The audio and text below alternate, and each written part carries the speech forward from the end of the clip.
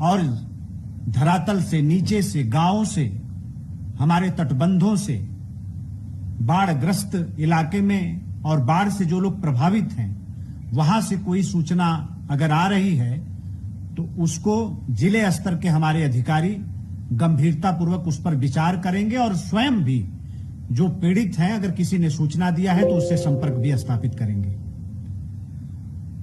बलिया में बैरिया तहसील, जो बकुलहा संसार टोला का जो तटबंध है, उसमें थोड़ा सा रिसाव आया है, लेकिन हमारे पेट्रोलिंग दस्ता ने उसकी समय से सूचना दी। हमारे जिलाधिकारी, हमारे वहां के पुलिस अधीक्षक मौके पर पहुंचे और पूरी टीम मिलकर उस रिसाव को बंद करने का काम किया है। हमारे जल शक्ति विभाग के भी तमाम हमारे जेई और एक्सियन जिनको 24 घंटा वहां पर रहने के लिए, रुकने के लिए कहा गया है, उन सब लोगों ने मिलकर उस समस्या का निदान किया है। उसी तरीके से बैरिया तहसील में ही कोटवा सुल्तानपुर रिंग बांध जो है, उसमें भी एकाक जगह से सीपेज की सूचना मिली है, लेकिन उस सीपेज को बंद करने के लिए वहां राहत कार्य चल रहा है।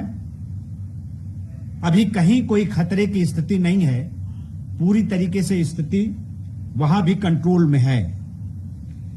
साथ ही जो हम लोग बाढ़ प्रभावित क्षेत्रों में जो राहत कार्य सरकार के द्वारा चलाया जा रहा है, उसमें अभी 283 शरणालयों का,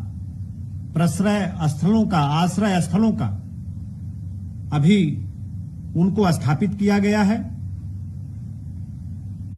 पिछले 24 घंटे में हमारे 617 लोग अभी आश्रय स्थलों तक गए हैं। यह इस बात का स्पष्ट प्रमाण है कि अभी ऐसा कहीं कोई खतरा नहीं है। अभी लोग अपने गांव में ही, अपने घरों पर ही ज्यादा रह रहे हैं। जो पिछले 24 घंटे में जो खाद्यान्न किट का हम लोगों ने वितरण किया है, वो 7,889 खाद्यान्न वितरित किया गया है। और समय समय पर हमारे जो तहसील स्तर के अधिकारी हैं, किटों का निरीक्षण भी कर रहे हैं। सरकार के द्वारा जो मानक स्थापित हैं, उसकी भी देखरेख की जा रही है।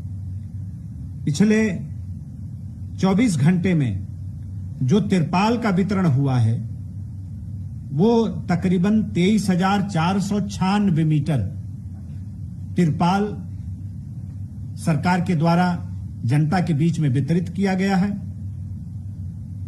इसी तरीके से अभी तक हम 780 नावों का संचालन बाढ़ग्रस्त इलाके में हम कर रहे हैं।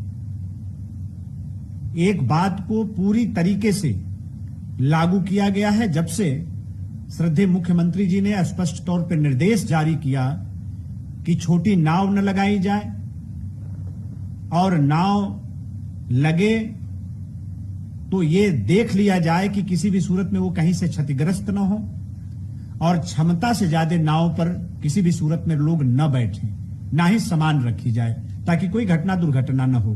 तो अभी तक 780 नावों का संचालन हो रहा है और 715 बाढ़ चौकियां भी स्थापित की गई हैं, जहां से जनता की बात सुनी जा रही है और उनको राहत प्रदान किया जा रहा है।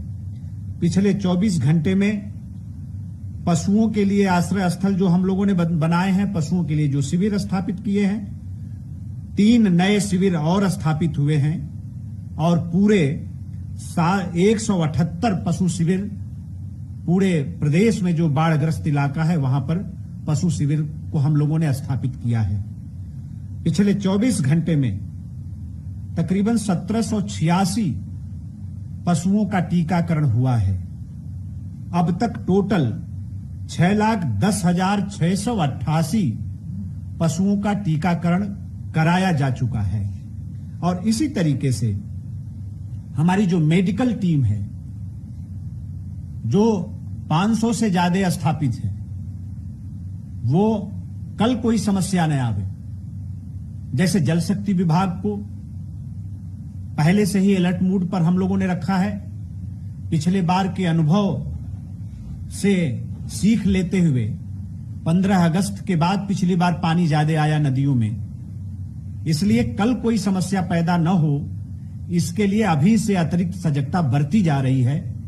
उसके लिए पूरे सरकारी सिस्टम को लगाया गया है। साथ ही जब पानी उतरता है तो हम लोगों ने देखा है कि बीमारियां भी पैदा होती हैं, नई नई बीमारियां आती हैं, तो उसके लिए मेडिकल टीम को भी अतिरिक्त सजगता बरतने का निर्देश श्रद्धेय मुख्यमंत्री जी की तरफ से उसको भी दिया गया है।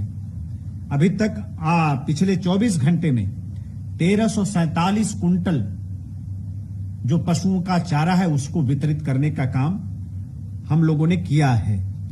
इसी तरीके से हमारी एनडीआरएफ की टीम, एसडीआरएफ की टीम, पीएससी के जवान, गोरखपुर में सिविल डिफेंस के लोगों को भी, हमारे जो एनसीसी कैडेट के लोग हैं उनको भी, हमारे जो होमगार्ड्स विभाग के जवान हैं, प्रांतीय रक्षक दल के जो जवान हैं, उनको भी जहां ज्यादा समस्या है वहां पर उनको भी लगाने का काम हो रहा है।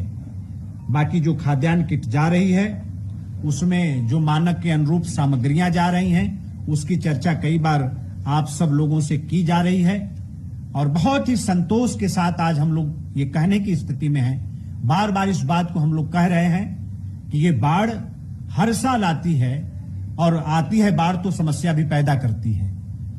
श्रद्धेय मुख्यमंत्री जी के सक्रियता का परिणाम है कि आज हम ये कह सकते हैं कि उत्तर प्रदेश बाढ़ की समस्या के समाधान के लिए अस्थायी तौर पर जो उसका समाधान हो सकता है उसके तरफ कदम बढ़ाने में हम लोगों को सफलता मिली है।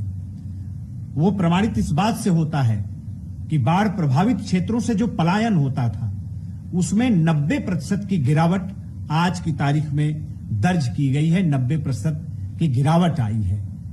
तो बाढ़ की समस्या के समाधान के लिए जो पिछले हम लोग देख रहे हैं, जनवरी से ही श्रद्धेय मुख्यमंत्री जी जो सक्रिय रहे हैं, हर समय जो उन्होंने चिंता की है और बाढ़ को लेकर जगह जगह उनके जो दौरे हुए हैं, जो समीक्षा हुई है उनके स्तर पर, उसका असर आज देखने को मिल रहा है। कहीं कोई ऐसी परेशानी नहीं है। पूरी तरीके से स्थिति को, परिस्थिति को हम लोगों ने नियंत्रण करके रखा है। कहीं फिलहाल 24 घंटे में न कहीं जन हानि की कोई सूचना मिली है, ना ही कहीं कोई ऐसी बड़ी घटना की सूचना मिली है। आज यही चर्चा हमें आप लोगों से करना था। आप लोगों का बहुत बहुत धन्यवाद।